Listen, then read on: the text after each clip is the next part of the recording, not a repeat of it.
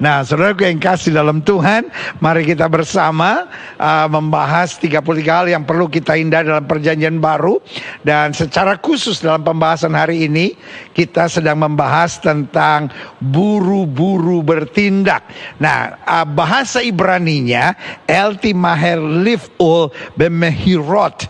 Nah, eltimaher,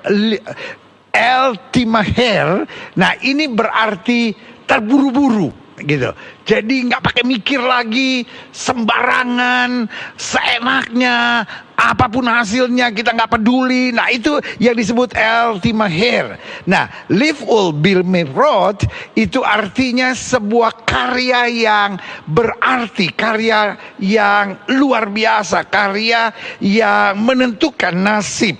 Jadi kita tidak akan melihat karya yang besar, kita tidak akan lihat karya yang berarti kalau kita seenaknya, terburu-buru karena dipacu oleh sesuatu. Nah, ini yang Alkitab ajarkan kepada kita, bahwa hidup Kristen jangan terburu-buru. Nah, dalam pembahasan ini selalu saya katakan bahwa mencintai Yesus bukan hanya mengerjakan apa yang Yesus suka, tapi mengerjakan atau mencintai Yesus juga berani meninggalkan yang Yesus nggak suka. Sama-sama bilang sama saya harus berani. Yes, saya harus berani meninggalkan apa yang Yesus nggak suka. Woi, haleluya. Saya harus berani meninggalkan apa yang Yesus nggak suka. Haleluya. Dan yang Yesus nggak suka dalam pembahasan ke-16 ini yaitu buru-buru bertindak. Klik.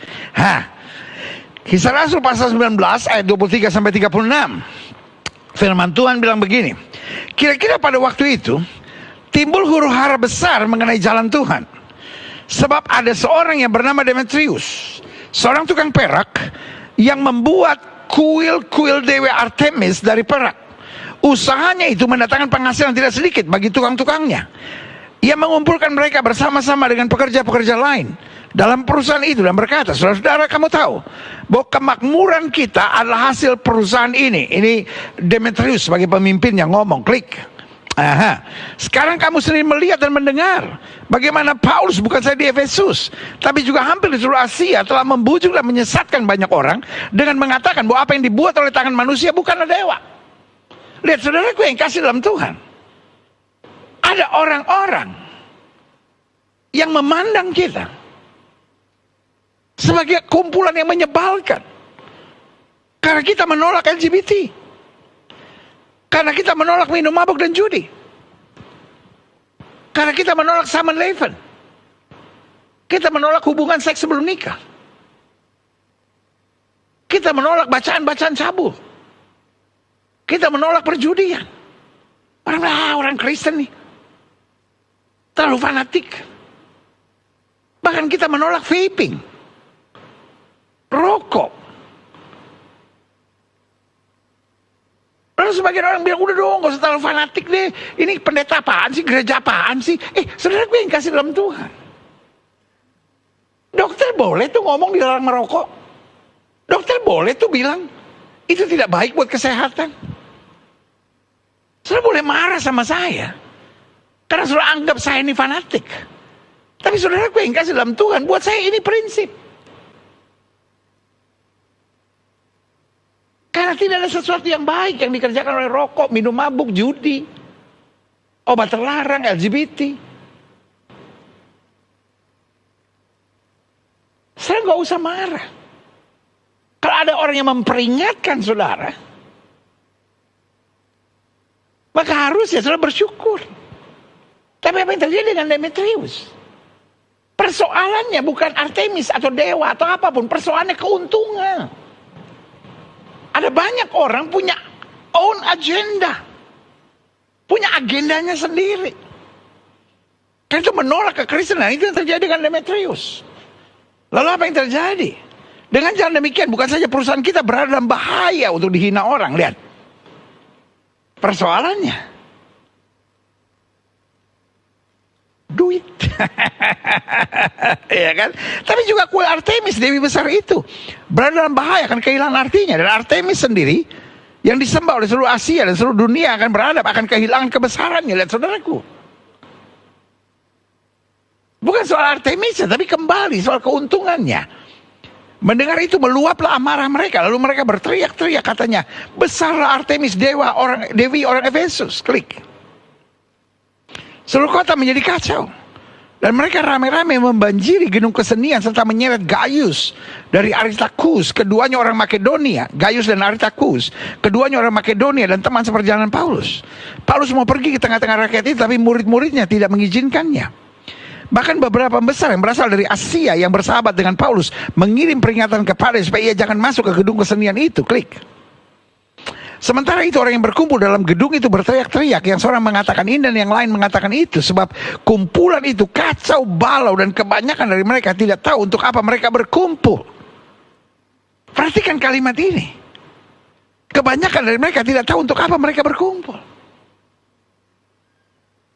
Ini yang saya sebut framing. Mereka menciptakan framing demi keuntungan mereka sendiri. Zaman sekarang banyak orang menyerang hamba Tuhan, menyerang gereja. Tapi mereka nggak tahu untuk apa mereka lakukan itu, karena disuruh orang. Karena masuk dalam gelombang yang sama. Kita lihat selanjutnya. Lalu seorang bernama Alexander didorong ke depan oleh orang-orang Yahudi. Ia mendapat keterangan dari orang banyak tentang apa yang terjadi. Segera ia memberi isyarat dengan tangannya dan mau memberi penjelasan sebagai pembelaan di depan rakyat itu. Ayat 34, tapi ketika mereka tahu bahwa ia adalah orang Yahudi, berteriaklah mereka bersama-sama, kira-kira 2 jam lamanya, besarlah Artemis dewi orang Efesus. Akan tapi panitera kota, perhatikan baik, bukan anak Tuhan, tapi panitera kota menenangkan orang banyak itu, dan berkata, hai orang Efesus, siapakah di dunia ini yang tidak tahu bahwa kota Efesus lah yang memelihara baik kuil Dewi Artemis yang maha besar maupun patung yang turun dari langit. Hal itu tidak dapat dibantah. Karena itu hendaklah kamu tenang dan janganlah terburu-buru bertindak. Nah, ini menarik. Dari panitera kota yang bukan orang percaya, yang menyembah Dewi Artemis, ada pesan Tuhan buat gereja Tuhan hari-hari ini, janganlah buru-buru bertindak. Klik. Saya pelajari Tuhan yang kita sembah dapat memakai setiap orang untuk memberi pesan penting agar kita bertindak sebagai warga kerajaan. Saya ulangi sekali lagi. Tuhan kita dapat memakai setiap orang untuk memberi pesan penting agar kita bertindak sebagai warga kerajaan Allah. Dalam hal ini, panitera kota ini bukan orang percaya. Tapi hari ini kita bisa merenungkan firman Tuhan bahwa banyak masalah terjadi karena kita terlalu buru-buru bertindak. Klik. Kali ini Tuhan pakai panitera kota Efesus untuk mengingatkan orang-orang Efesus yang marah, hendaklah kamu tenang dan janganlah terburu-buru bertindak. Izinkan saya sebagai gembala saudara, belajarlah tenang. Jangan terburu-buru bertindak. Ketika engkau dikhianati orang misalnya, ketika engkau melihat untung yang besar, ketika engkau marah karena sesuatu, ketika engkau sedang mengharapkan sesuatu, belajar tenang dulu. Jangan terlalu terburu-buru bertindak, karena banyak kesalahan kita buat karena kita terburu-buru bertindak. Klik. Belajar dari Amsal pasal yang ke-25 ayat yang ke-8 dikatakan, jangan terburu-buru kau buat perkara pengadilan. Jadi kalau kita kesal sama orang, kita jengkel sama orang, jangan terburu-buru lapor pengadilan. Karena pada akhirnya apa yang kau dapat lakukan kalau sesamamu telah mempermalukan engkau. Kita pikir dulu. Ada banyak rumah tangga ada masalah, udah akhirnya cerai aja. Ada banyak rumah tangga ketika ada masalah, akhirnya yang wanita lari kepada pria lain, yang pria lari kepada wanita yang lain. Engkau terburu-buru bertindak, tenang dulu. Doa dulu, mungkin suami saya mengecewakan, tapi mungkin saya ada salahnya. Jadi ada saatnya dalam hidup ini kita doa dulu. Karena Alkitab bilang di dalam tetap tenang tinggal percaya, di sini terletak kekuatan kita. Tapi kadang-kadang persoalan kita terlalu terburu-buru mau bertindak. Kita dipacu oleh emosi kita dipacu oleh kejengkelan kita dipacu oleh pemikiran kita yang liar ini. Tetapi Alkitab bilang, janganlah terburu-buru kau buat perkara di pengadilan. Klik. Bahkan Pengkhotbah 5 ayat 1 kembali diingatkan, jangan terburu-buru dengan mulutmu. Kita kadang kesel langsung bilang, ini orang kok bodoh bener sih, bego bener sih. Kita gampang sekali mengeluarkan perkataan. Dan janganlah hatimu lekas-lekas mengeluarkan perkataan di hadapan Allah. Karena Allah di sorga dan kau di bumi. Oleh sebab itu biarlah perkataanmu sedikit. Terjemahan aslinya bilang, biarlah perkataanmu terkendali. Klik. 1 Timotius 5 ayat 22. Janganlah kau terburu-buru menumpangkan tangan atas seseorang. Dan janganlah terbawa-bawa ke dalam dosa orang itu. Jagalah kemurnian dirimu. Jadi dengan lain kata, orang yang menjaga kemurnian dirinya adalah orang yang tidak terburu-buru. Menumpangkan tangan adalah sesuatu yang baik. Siapa yang setuju? Amin. Menumpangkan tangan adalah sesuatu yang baik. Tapi untuk sesuatu yang baik saja Tuhan bilang janganlah terburu-buru. Apalagi itu sesuatu yang salah. Coba deh Pak perhatikan. Ibu coba perhatikan. Adik-adik muda coba perhatikan. Banyak langkah yang keliru yang kita ambil. Banyak perkataan yang salah yang kita buat. Banyak asumsi dan pemikiran yang kita sampaikan. Kalau kita mau jujur, karena kita terlalu terburu-buru. Kita nggak mikir dulu. Kita nggak merenungkan dulu. Kita nggak mengkaji dulu. Padahal dengan kita berpikir, dengan kita berdoa, dengan kita meminta hikmat Tuhan, akan ada banyak hal yang dahsyat yang Tuhan bisa kerjakan dalam hidup kita. Yang setuju katakan amin. Sama-sama bilang, saya tidak boleh terburu-buru. Ketik di live chat saudara sekarang, saya tidak boleh terburu-buru. Semua jemaat, angkat tangan kanan sama-sama bilang, saya tidak boleh terburu-buru. Amin. Great. Selanjutnya, jadi salah satu kesalahan serius dalam diri anak-anak Tuhan adalah terburu-buru. Dan salah satu yang iblis mau buat anak-anak Tuhan, supaya anak-anak Tuhan terburu-buru. Anak Tuhan merasa, wah harus sekarang nih. Gak bisa nih saya tunda lagi nih. Gak bisa nih saya doa dulu nih. Gak bisa saya berpikir dulu. Jadi iblis dorong kita untuk kita terburu-buru bertindak. Dalam hal apa? Satu, dalam berasumsi dan menyimpulkan. Oh ini suami saya pasti nih. Istri saya ini pasti nih. Orang itu pasti nih. Kita berpikir panjang dulu.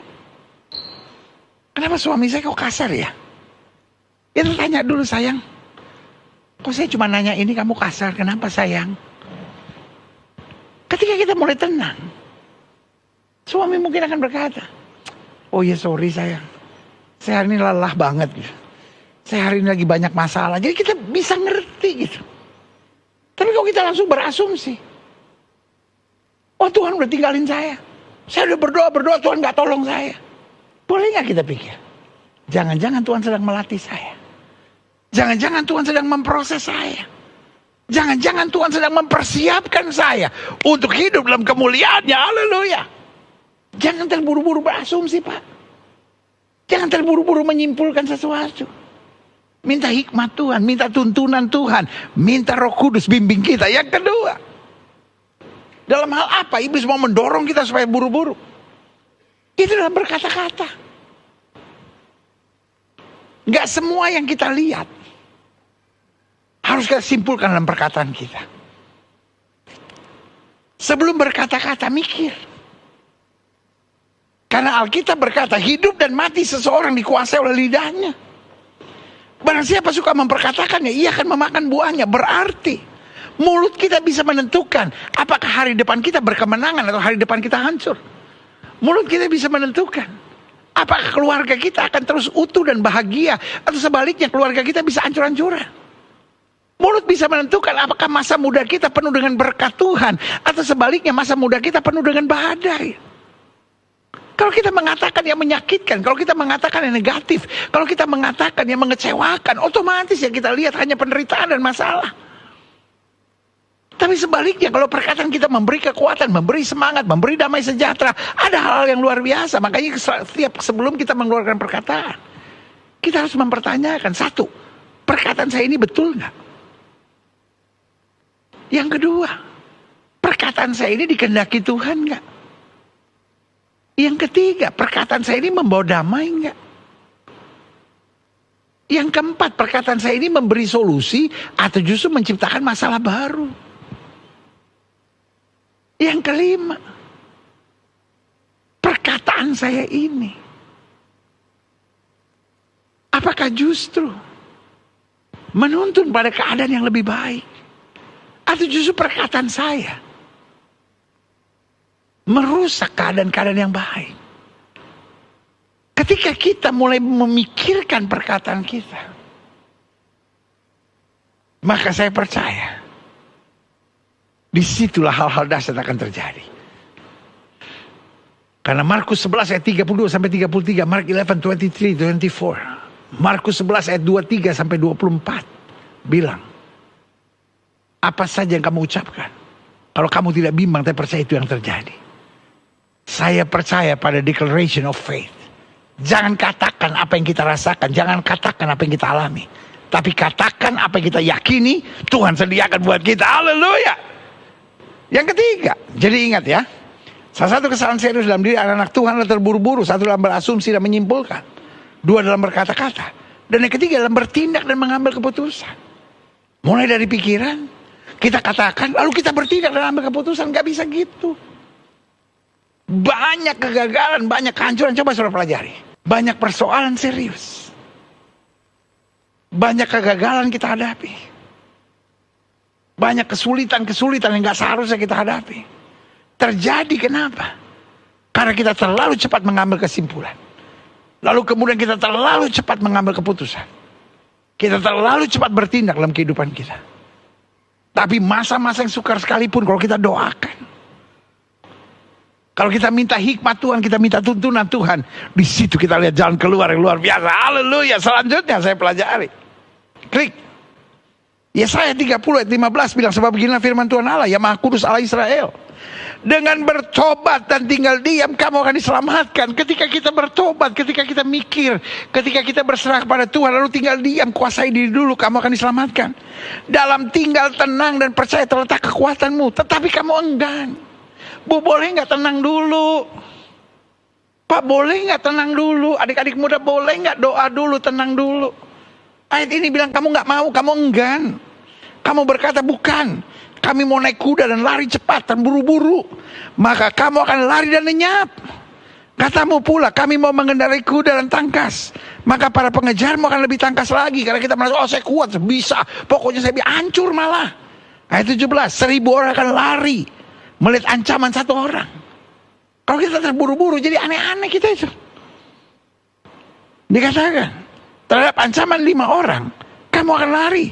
Sampai kamu ditinggalkan seperti tonggak isyarat atas puncak gunung. Dan seperti panji-panji di atas bukit. Kita kan gak mau dipermalukan. Kita kan gak mau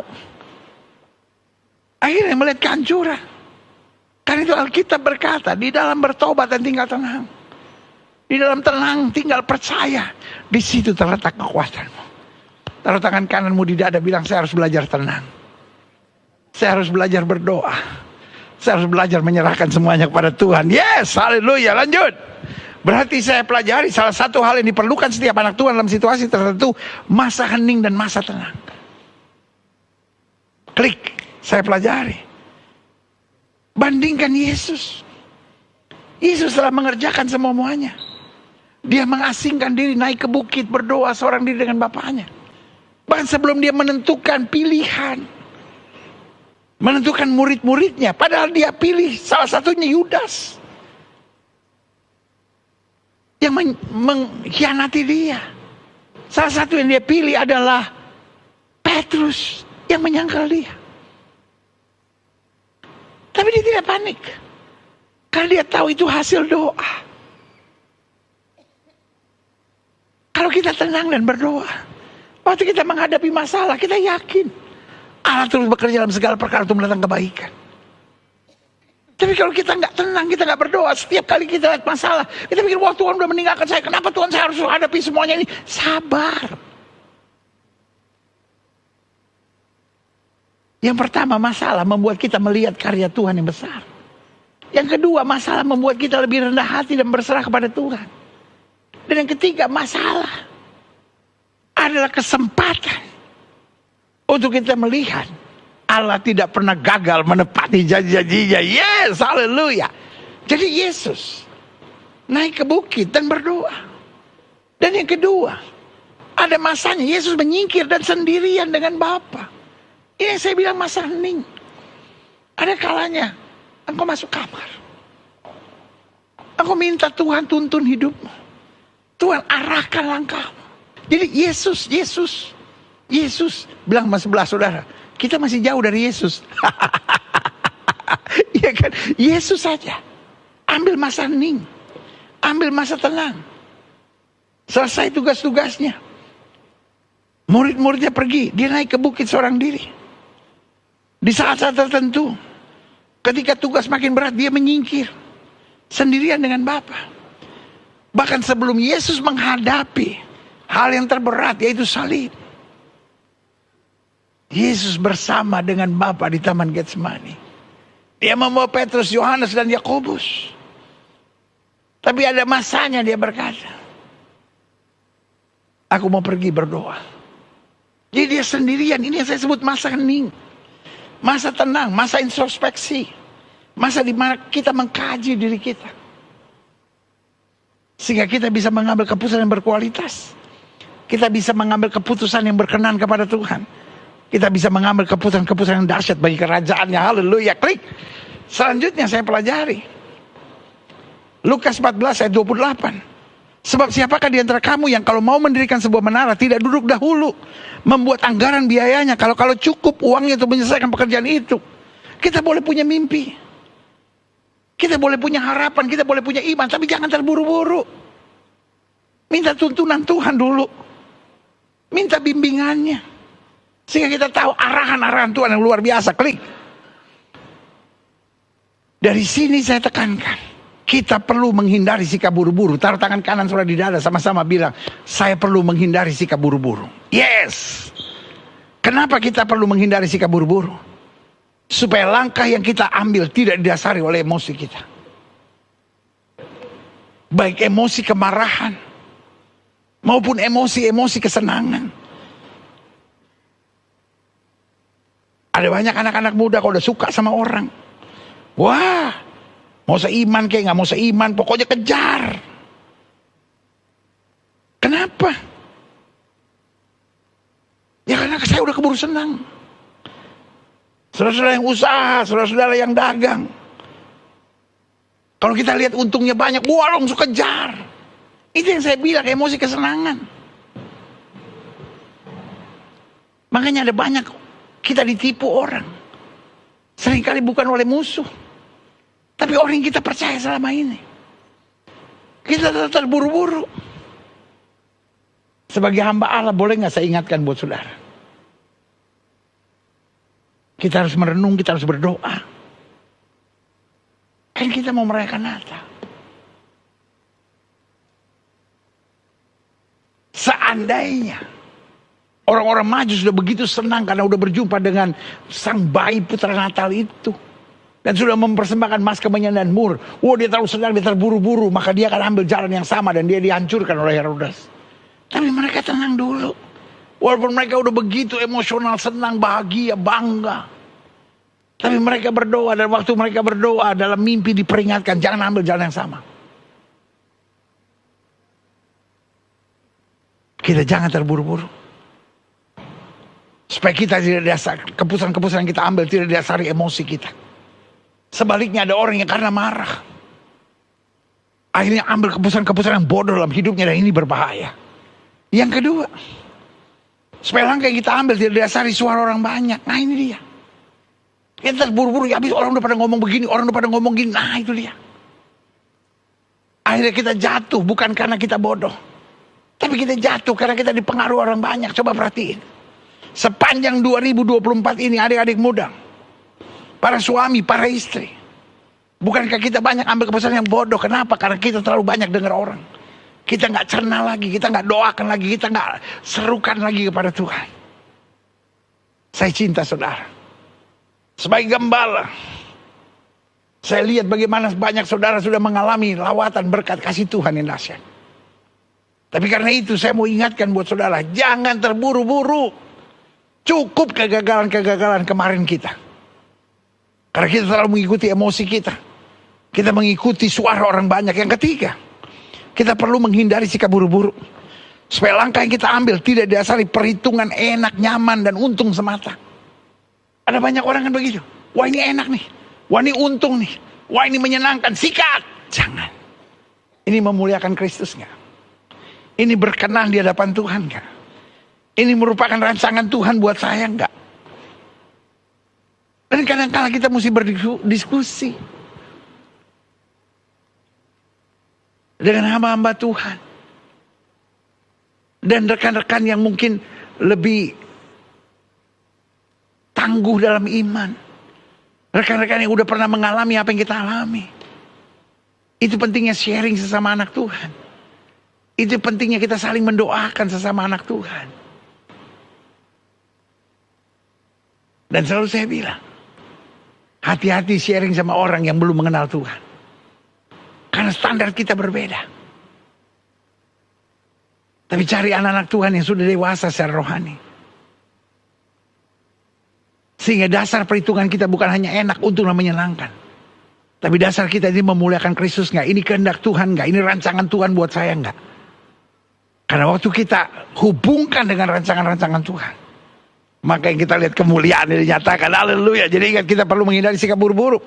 Supaya langkah yang kita ambil tidak didasari emosi. Supaya langkah yang kita ambil tidak didasari suara orang banyak. Yang ketiga, supaya langkah yang kita ambil tidak didasari perhitungan enak, nyaman, dan untung semata. Dan yang keempat, supaya langkah yang kita ambil tidak didasari trauma dan sakit hati. Oh ini ngeri saudara. Ada banyak orang yang hidup hari ini dengan trauma kemarin, dengan sakit hati. Dan tanpa kita sadari seringkali kita ambil langkah terburu-buru karena kita sudah didorong oleh trauma. Semua laki-laki pasti penjahat, pendeta. Semua pria pasti kalau udah pegang-pegang handphone pasti selingkuh dia. Kita terburu-buru ribut. Kita terburu-buru menghakimi. Lalu kemudian kita bingung, kenapa ya suasana rumah tangga saya gak nyaman? Karena kau terburu-buru. Gak nanya dulu, gak mikir dulu, gak merenung dulu, gak diskusi dulu. Tetapi waktu kita berpikir dulu, kita merenungkan dulu. Kita bawa dalam doa dulu. Kita akan melihat hasil yang sangat baik. Adik-adik muda, jangan karena jatuh cinta langsung buru-buru bertindak. Langsung buru-buru melakukan hubungan seks. Langsung siap buat apa saja untuk orang yang saya cintai, pendeta. Jangan bodoh. Belajar, dengar-dengaran pada suara Tuhan, minta pimpinan Tuhan. Maka anugerahnya akan dinyatakan buat kita. Saya undang pemain musik maju ke depan. Dan dari dasar hati saya yang terdalam, saya hanya mau ingatkan buat saudara. Kalau Yusuf terburu-buru bertindak, dia pasti akan meninggalkan Maria. Tetapi dia merenungkan dulu, dia doakan dulu. Seandainya orang Majus buru-buru bertindak, langsung pulang, karena senang sudah mengalami perjumpaan dengan sang juru selamat, saya percaya dia akan mati dibunuh di jalan. Bahwa salah satu hal yang harus kita hindari adalah jangan terburu-buru. Ada Tuhan yang panggil kita dan berkata, mari kamu yang letih lesu dan beban berat, aku akan beri kelegaan kepadamu. Ada teladan dari Kristus buat kita, bahwa dia menyingkir dan berdoa. Dia ke taman Getsemani dan dia bilang, biar bukan kehendakku yang jadi, melainkan kehendak mulai terjadi. Dan biarlah kita punya waktu untuk itu. Dan saya percaya, di depan kita ada banyak keputusan-keputusan penting. Di depan kita ada banyak masalah-masalah yang akan terjadi. Di depan kita ada banyak keadaan-keadaan yang mungkin kita tidak mengerti. Tapi kalau kita tenang dan minta pimpinan Tuhan, minta hikmat surgawi, kebijaksanaan dari Tuhan, maka makin hari kau akan makin dahsyat. Makin hari kau akan makin diberkati. Makin hari kau akan mengalami peningkatan yang luar biasa. Yang saja katakan amin. Setiap kepala tertunduk, setiap hati terangkat, setiap mata terpejam. Izinkan saya berdoa saat ini. Saudara-saudara yang mungkin berkata, itulah saya. Saya dengar firman hari ini, dan kalau saya mau jujur, langkah-langkah saya seringkali terburu-buru. Saya terlalu terburu-buru mengeluarkan perkataan. Kalau saya nggak senang atau saya lihat sesuatu yang nggak beres, saya langsung kritik, saya langsung serang, saya langsung marah. Tapi hari ini saya belajar. Banyak persoalan karena saya terlalu terburu-buru dengan perkataan saya. Banyak masalah seringkali terjadi karena saya terburu-buru dengan keputusan saya, dengan kesimpulan saya, dengan asumsi saya, dengan pola pikir saya. Saya mesti belajar untuk berserah dulu pada Tuhan. Cari informasi dengan betul dulu. Saya kadang-kadang terlalu terburu-buru dengan mengambil keputusan dan bertindak. Dan seringkali keputusan yang bertindak dengan buru-buru itu justru akan menghancurkan saya. Jika itu doamu, taruh tangan kananmu di dada. Ingat firman Tuhan, di dalam tetap tenang, tinggal percaya, di situ terletak kekuatan kita. Tapi kamu enggak. Kamu buru-buru semuanya. Jika itu doamu, taruh tangan kananmu di dada. Dengan tenang kita bisa melihat anugerah Tuhan. Dengan tenang kita bisa mendengar suara Tuhan. Dengan ketenangan kita bisa melihat karya Roh Kudus. Itu doamu, taruh tangan kananmu di dada. Setiap saudara ingin didoakan, taruh tangan kanan saudara di dada. Izinkan saya berdoa. Bapa, dalam nama Yesus, lihat setiap mereka yang taruh tangan kanan di dada. Karena mereka menyadari bahwa selama ini kelemahan dan kekurangan kami terlalu terburu-buru. Dan hari ini kami sedang belajar hal-hal yang harus kami hindari dalam perjanjian baru. Dan salah satunya, kami tidak boleh terburu-buru. Karena ketika kami terburu-buru, kami akan buat banyak kesalahan-kesalahan. Dan bahkan kekacauan-kekacauan dalam hidup kami. Ampuni kami. Beri kami hati yang tenang. Beri kami hati yang berserah. Beri kami pemahaman bahwa Allah turut bekerja dalam segala perkara untuk mendatangkan kebaikan. Ajar kami menguasai diri. Ajar kami bisa tenang. Ajar kami bisa berserah kepada Tuhan. Dan berkata, biar bukan kehendakku yang jadi, melainkan kehendak-Mu yang terjadi. Terima kasih Tuhan. Ampuni kami yang suka buru-buru ini. Gantikan dengan kesabaran, kasih, penguasaan diri. Supaya kami dengar-dengaran dengan Tuhan dan kemuliaan. Terima kasih Bapa. Saudaraku, pastikan sebelum ambil keputusan tenang dulu. Dan Roh Kudus yang akan bimbing. Terima kasih Bapa. Terima kasih. Hamba mengasihi jemaat-Mu satu persatu. Apa yang Tuhan taruh di hati hamba sudah hamba sampaikan bagi umat hamba. Doa firman termeterai. Apa saja yang mereka kerjakan dibuat Tuhan berhasil. Dan lewat hidup kami nama Kristus dipermuliakan. Dan hidup kami boleh senantiasa bergantung pada Tuhan. Terima kasih Bapa. Hamba juga doa buat yang sakit Allah. Setiap saudara yang sakit, letakkan tangan kananmu di bagian tubuh yang sakit. Dan kita doa Bapa, firman-Mu berkata orang percaya tumpang tangan buat yang sakit, dan yang sakit akan disembuhkan dengan iman. Kami praktekkan firman Tuhan ini. Kami letakkan tangan kanan kami di bagian tubuh kami yang sakit. Kami tolak sakit penyakit, kami tolak kelemahan tubuh, kami tolak cabutan kegelapan, kami patahkan kuasa di dalam nama Yesus. Hai setan sakit penyakit, kau tidak punya kuasa. Kami perintahkan sekarang keluar dalam nama Yesus, keluar dalam nama Yesus. Kuasa kesembuhan, berkat, mujizat mulai terjadi. Karena kami percaya Yesus kami tidak berubah dulu kemarin hari ini sampai selama-lamanya. Segala virus, bakteri, kuman keluar dalam nama Yesus. Segala kutuk penyakit, setan-setan, kuasa kegelapan yang menyerang hancur dalam nama Yesus. Segala infeksi peradangan sembuh dalam nama Yesus. Mengalir kuasa Tuhan, mengalir kuasa Tuhan, mengalir kuasa Tuhan, mengalir kuasa Tuhan. Terima kasih Tuhan, terima kasih, terima kasih. Kuasa kesembuhan-Mu, kuasa kesembuhan-Mu, kuasa kesembuhan-Mu mengalir dengan sempurna. Terima kasih. Yesus kami tidak berubah dulu kemarin hari ini sampai selama-lamanya. Dari ujung kepala sampai ujung kaki disembuhkan. Karena Yesus kami oleh bilur-bilurnya kami menyatakan sudah menyembuhkan kami. Haleluya. Berikan tepuk tangan yang meriah buat Tuhan. Inilah tepuk tangan sorak-sorai kemenangan kami, tepuk tangan sukacita kami, karena Yesus sudah menyembuhkan kami. Terima kasih Bapa, terima kasih Bapa, terima kasih. Bangsa negara kami Indonesia selamatkan ya Allah. Damai sejahtera atas Indonesia. Umat mayoritas di bangsa ini Tuhan bimbing, Tuhan tuntun, Tuhan bawa pada damai sejahtera dan keselamatan. Bapak Presiden, Wakil Presiden, para menteri, pejabat di pusat dan di daerah, para gubernur, para wali kota, para bupati, para polisi, para tentara, ya Kristus, para pemimpin dan aparat penegak hukum di bangsa kami, beri hati yang takut akan Tuhan, beri damai sejahtera. Segala kuasa kegelapan, segala rancangan-rancangan setan di bangsa kami hancurkan di dalam nama Yesus. Jaga Indonesia dalam damai sejahtera, jaga Indonesia dalam berkat Tuhan. Rancangan kerusuhan, rancangan domba, rancangan kekacauan kami tolak dalam nama Yesus. Kami percaya Indonesia ada di hatinya Tuhan. Apa saja yang Tuhan mau atas Indonesia pasti jadi. Apa saja yang Tuhan tidak mau atas Indonesia tidak akan jadi. Gereja-gereja di mana-mana tempat Tuhan bela nyatakan kemuliaan-Mu. Gerejamu di tempat ini, Gereja Bethel Indonesia Glow Fellowship Center, Tuhan pakai terus untuk menegakkan kerajaan Allah dalam kebenaran kasih. Dan akhirnya setiap kami yang menerima firman, Tuhan arahkan kami untuk hidup tidak terburu-buru, tapi bergantung pada Tuhan dengan hikmat dan kebijaksanaan yang Tuhan sediakan. Di dalam nama Yesus kami berdoa, dan kami siap jadi pelaku-pelaku firman, yang siap jadi pelaku-pelaku firman. Sama-sama kita katakan amin. Berikan tepuk tangan yang meriah buat Tuhan. Haleluya. Yes, yes.